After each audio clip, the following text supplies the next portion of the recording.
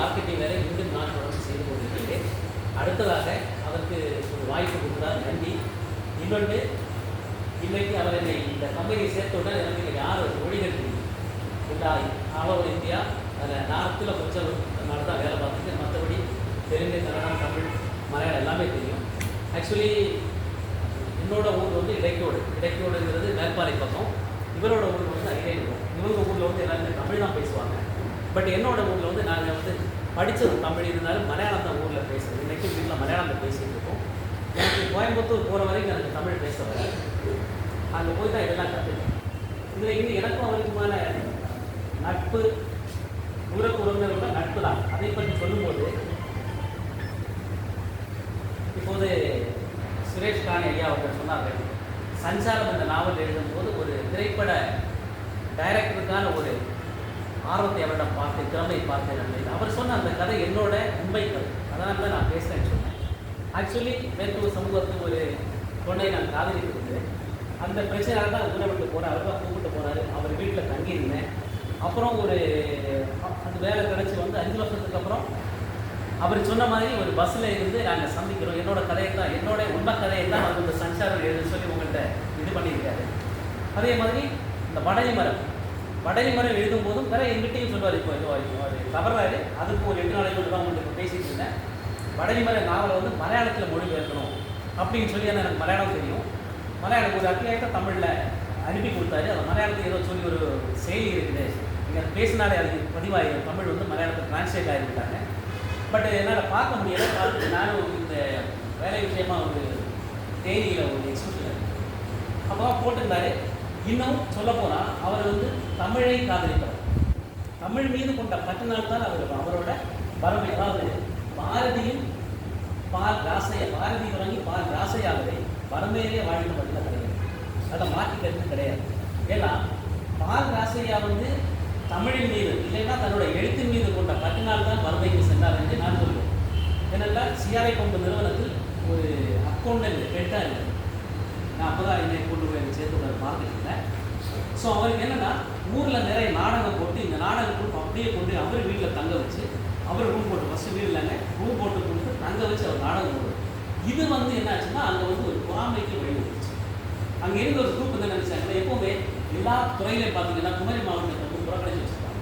நாங்கள் உண்மையில் குமரி மாவட்டம் தமிழும் கிடையாது, மலையாளம் கிடையாது. என்னோட அனுபவத்தில் திருநெல்வேலி தாண்டி போனால், அதாவது நாகர்கோவில் தாண்டி போனால் பார்த்து இப்போ என்னையெல்லாம் பார்த்தோம். இப்போ இங்கே இருக்கிறவங்களுக்கு தக்கரை தான் இந்த பிரச்சனை நினைக்கிறேன். அங்கே போனால் மலையாளிக்கு தான் சொல்லுவேன். நான் வந்து கோஆப்ரேட்டிவ் டிப்ளமோ படித்தேன். திருநெல்வேலி தங்கியிருந்து படிக்கும் போது போன உடனே கேட்டான், நாகர்கோவிலா 2 வாட்டி போயிட்டு அவங்களுக்கு ஒன்றும் கிடையாது. அப்புறம் நீ மந்திரவாதம் பண்ணுவேன். இது வந்து சொன்னது. இதே இது நம்ம வந்து திருவாண்டம் தாண்டி போய் பாருங்கள், அண்ணாச்சி கொடுப்போம். ஸோ 2 கிட்ட அந்த நிலைமையில நம்ம இருக்கும். அதே தான் அவருக்கு நடந்துச்சு. ஒரு பொறாமையினால அவர் என்ன பண்ணிட்டாங்கன்னா, ஒரு நாள் காலையில் பெரிய அக்கௌண்ட்டில் கெட்டாக இருக்காரு. ஒரு நாளைக்கு காலையில் டெய்லி போகிற மாதிரி ஆஃபீஸ் போகிறாரு.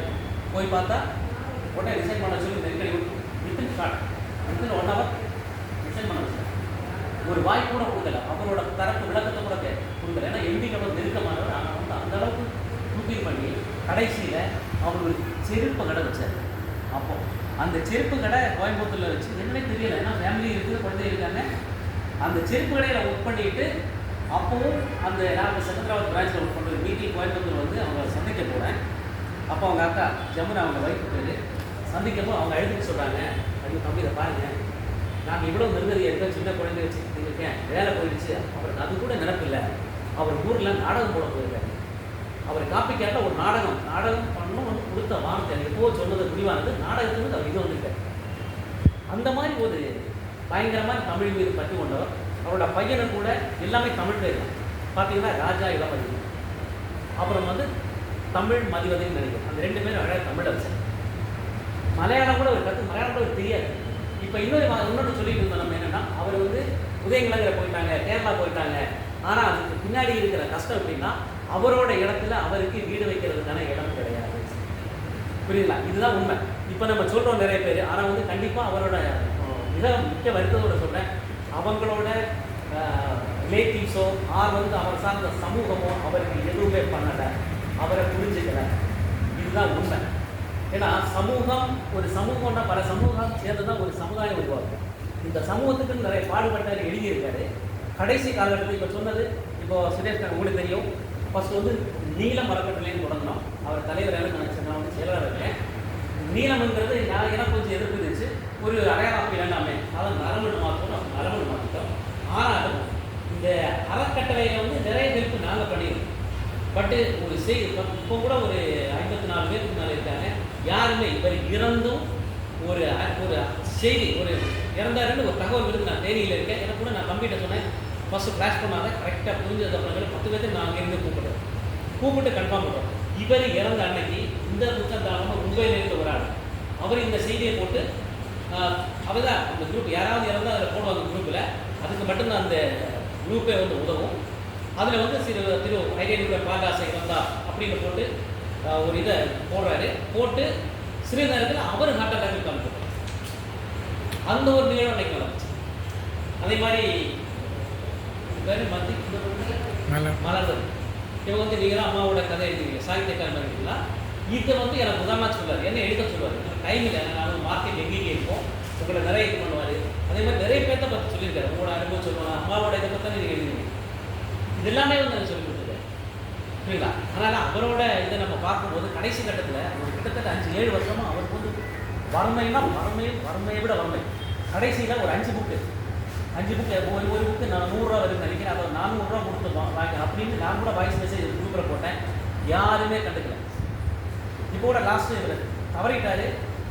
ஒரு அமைப்பாக ஒரு குரூப்பாக போகலாம், ஒரு அட்லீஸ்ட்டு போய் ஒரு ஆறுதல் வார்த்தை சொல்லலாம், ஒரு அஞ்சலி பண்ணலாம் அப்படிங்கிற எண்ணம் அந்த சமூகத்திலேருந்து வரவே இல்லை. ரொம்ப வருத்தத்தை விட கண்டிக்கத்தக்கது. ஆனால் இந்த இலக்கிய பட்டறை, நக்கல் இலக்கிய பட்டறை நீங்கள் பண்ணியிருக்கீங்க பார்த்தீங்களா, இதுதான் உண்மையான அஞ்சலி. இதில் வந்து எந்த ஒரு மாற்று கருத்தும் கிடையாது. ஏன்னா அவருக்கு ஒரு அங்கீகாரம்.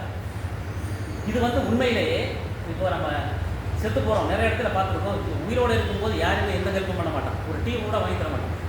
செத்த உடனே என்ன பண்ணுவோம், ஃபோட்டோவுக்கு இப்போ போஸ்ட் கொடுக்கணும் அப்படின்ட்டு ஒரு ரீத்து கொண்டு வருவாங்க. இன்றைக்கி ஒரு பழக்கம் போச்சு. ஆரம்பத்தில் துணியெல்லாம் கொண்டு போட்டோம்னு நினைக்கிறேன் இல்லையா, துணி போட்டு ஆரம் போட்டு ஒரு ஃபோட்டோ எடுத்து போயிடுவாங்க. இன்றைக்கி அப்படி தான் இருக்குது. உயிரோடு இருக்கும்போது யாருமே எதுவும் கண்டுக்கிறது. கடைசியில் பாருங்கள், அவருக்கு ஒரு பெரிய இது இருந்துச்சு, எங்கேயுமே ஃபண்ட் இல்லை, யாருமே தரதில்லை. ஆனால் இங்கெல்லாம் கேட்டால் தெரியாது. நிறைய நண்பர்கள், பழைய நண்பர்கள், வேறு வேறு இடத்துல ஒர்க் பண்ணிட்டு இருந்தவங்கலாம் 1000 2000 கேட்டுருக்காங்க. எனக்கே சங்கடம். என்கிட்ட கேட்பாரு சில டைம், அதெல்லாம் கேட்க மாட்டார். ஒரு டைம் நானே சில டைம் தெரிஞ்சு ஹெல்ப் பண்ணியிருக்கேன். ஒரு ஆகஸ்ட் இது வந்து ஜூலையில் ஒரு மீடியத்தை நான் பஸ்ஸில் போயிட்டுருக்கேன். 500 rupees மோஸ்ட் அர்ஜென்ட்னு போட்டார். அதுவும் வந்து ஏதோ ஒரு எழுத்து சம்மந்தமாக தான். நான் என்ன பண்ணிவிட்டேன், உடனே வேறு எதுவும் யோசிக்கல, இதே அமௌண்ட் இல்லாமல் இருந்துச்சு, 500 rupees ஒன்று போட்டு விட்டேன். போட்டு நான் மறந்துட்டேன். ஒரு ஆஃப்டர் 10 days எனக்கு அந்த அமௌண்ட்டை திருப்பி போட்டு ஜிபே பண்ணி தேங்க்ஸ் போட்டுட்டேன். எனக்கு அப்புறம் தான் அது போனதுக்கு ரொம்ப சங்கடமாக போச்சு. இதே மாதிரி கடைசியில் அவர் என்ன பண்ணிட்டாருன்னா, ஒரு தனித்தெழுத்தாளர்கள் அப்படின்னு ஒரு புக்கு வெளியிட்டு அந்த 50,000 ரூபா ஒரு இது கிடைக்கும்னு நினைக்கிறேன். அந்த ஒரு இது அவர் என்கிட்ட சொன்னார், ஒரு 50,000 ரூபா கிடைக்கும் கவர்மெண்ட்டோட இது. அது வந்து அந்த புக்கு வந்து அரசுடமையாக்கப்படும், எல்லா கவர்மெண்ட் லைப்ரரியிலையும் வச்சுருவாங்க அப்படின்னு சொல்லி இவர் லாஸ்ட் இயர் அதுக்கு இது பண்ணியிருக்காரு. அதுக்கூட முயற்சி எடுத்து லாஸ்ட் இயர் அந்த புக்கெல்லாம் எழுதி அனுப்பிட்டார். அனுப்புனா அப்போ தான் அங்கே இருந்து ரிப்ளை வருது. 2 காரணம். ஒன்று வந்து எஸ்சி இப்போ பிரித்து வச்சுருக்காங்க நம்மளெல்லாம். எஸ்சிங்கிறப்போ எஸ்சி ஷெட்யூல்டு காஸ்ட் இருந்தப்போ ஹிந்துஸ்க்கு மட்டும்தான் அதுக்கு தகுதி இருக்குது. இவர் வந்து கிறிஸ்தவர், அவருக்கு தகுதி இல்லை. ப்ளஸ் நேட்டிவிட்டி வந்து இப்போ உதயநிலையில் அதான் சொன்னேன். உதயநிலையில் எதுக்கு போனாருன்னா, இங்கே அவருக்கு இடம் இல்லை. சின்ன அதாவது நம்ம இந்த சேரின்னு சொல்லுவோம் பார்த்தீங்களா, அதே மாதிரி காலனி ஒரு வீட்டோட ஒரு 2 சைடு. ஏன்னா என்னோடய அப்பாவோட ஊர் இது. இப்போ நாங்கள் போகிறதுனால நான் சின்ன வயசுல நாங்கள் இடைக்கொண்டு போயிட்டோம். ஒரு பிற்போக்கான ஏரியான்னு கூட சொல்லலாம். அந்த ஜாதி வரியெல்லாம் இருந்த ஒரு ஏரியா. அந்த இடத்துல இருந்து இவருக்கு அங்கே வீடு வைக்கிற இடம் இல்லை, ரொம்ப உள்ள இடம். அதனால தான் அவர் என்ன பண்ணுறாருன்னா, கோயம்புத்தூரில் ரொம்ப கஷ்டப்பட்டு ஒரு வீடு வச்சார். அந்த வீடு வச்சு 6 மாதத்துக்குள்ள தான் இந்த சதி நடக்குது. அவர் வெளியே வராங்க. அந்த வீடு இவர் அப்பாவெல்லாம் கூப்பிட்டு ரொம்ப கஷ்டப்பட்டு வச்சார். அந்த வீடை கிடைச்ச விலைக்கு உடனே காலி பண்ணி அங்கே விற்றுட்டார். விற்றுட்டு தான் அங்கே போய் வைஃபோட ஏரியாவுக்கு அதுவும் கஷ்டப்பட்டு வீடு வைக்கிறா செட்டில். அது அதனால் இப்போ உங்களுக்கு எல்லாம் தவறான எண்ணம் இருக்கலாம். அவர் அங்கே போனதுக்கு ரீசன் தான். இன்னும் இப்போது இந்த வருஷம் என்ன பண்ணியிருக்காங்கன்னா, ஆகஸ்ட் 31 இதோட மறுபடியும் இந்த புக்கோட லாஸ்ட்டு. இப்போ நானும் பிஸியாக இருந்தேன். என்னை கூப்பிட்றாரு. ஆகஸ்ட் 10ஆம் தேதி என்னை கூப்பிட்டாரு. எடுக்கலை, எனக்கு கொஞ்சம் பிஸியாக இருந்தாலும் அவனுக்கு மெசேஜ் போடுறாரு.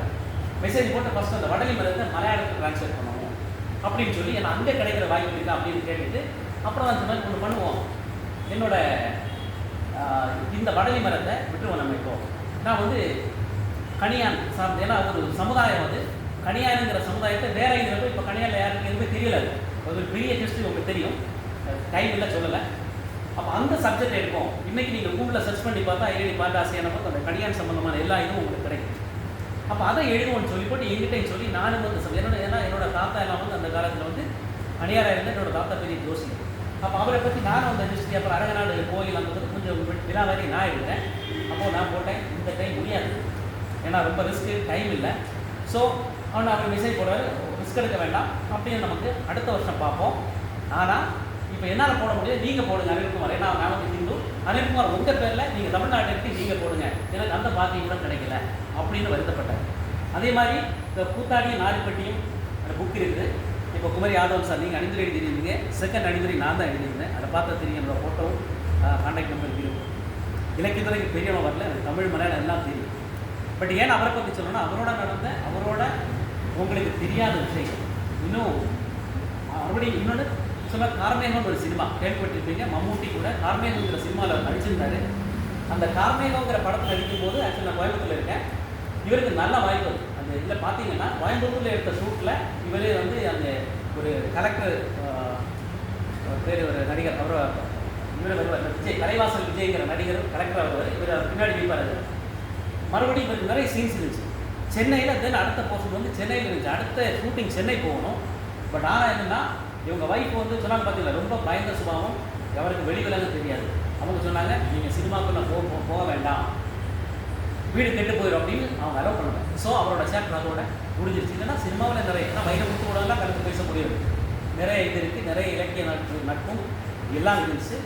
பட் என்ன சொல்கிறது, அதாவது நான் என்ன நினைக்கிறேன்னா, உருவக்க கதைன்னா எழுத ரொம்ப திறமை வேணும். அதாவது ஒரு சின்ன ஒரு கருவை எடுத்து அதில் ஒரு கரெக்டாக அப்படி இப்படின்னா ஒரு சென்டிமெண்ட் இருக்கும், ஒரு சஸ்பென்ஸ் இருக்கும், கடைசியில் ஸ்மூத்தாக முடிச்சுருவாங்க. ஜஸ்ட் ஒரு நிறைய இப்போ ஒர்க் பண்ணும்போது பார்க்க ஒரு பக்கம் எழுதி கிளியர் பண்ணி எழுத்து மறுபடியும் சொல்லி ஆகணும். அவ்வளவு நீட்டாக இருக்குது, பிரிண்ட் பண்ணால் கூட வராது, அவ்வளோ அழகாக. தமிழ் மட்டும் கிடையாது, இங்கிலீஷ் அப்படி அந்த அளவுக்கு பக்காவாக எழுதக்கூடிய ஒரு ஆள். இப்போ நான் என்ன நினைக்கிறேன்னா, கடைசியாக நிறைய இது பண்ண நான் விரும்பலை.